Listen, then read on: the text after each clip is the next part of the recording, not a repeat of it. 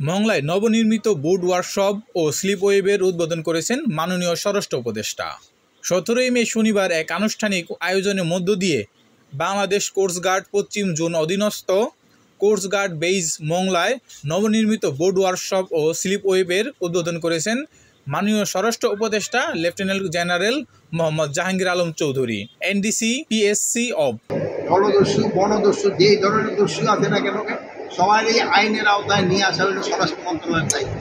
এটা যত তাড়াতাড়ি এগুলি আইনের আওতায় নিয়ে আনা যায় এই ব্যবস্থা করা হবে। সেটা এখানে কোনো সন্ত্রাসী কর্মকাণ্ডই ঘটাতে দেওয়া হবে না। আরো শক্তিশালী করার জন্য আমরা খুবই তাড়াতাড়ি আরো 5টা বড় ধরনের বুট কেনার প্রস্তাব আমরা পাঠিয়েছিলাম, বাট এটা এখন হয় নাই, বাট হয়ে যাবে তাড়াতাড়ি। এটা খুবই, আপনারা হয়তো অনেকেই জানো না, এটা একটা গভীর কিসের ভিতরে জায়গা। এটার জন্য যে কোস্টগার্ড যেভাবে তাদের আনতে পারছে, এই জন্য কোস্টগার্ড কিন্তু জাতির কাছে ধন্যবাদ পাওয়ার।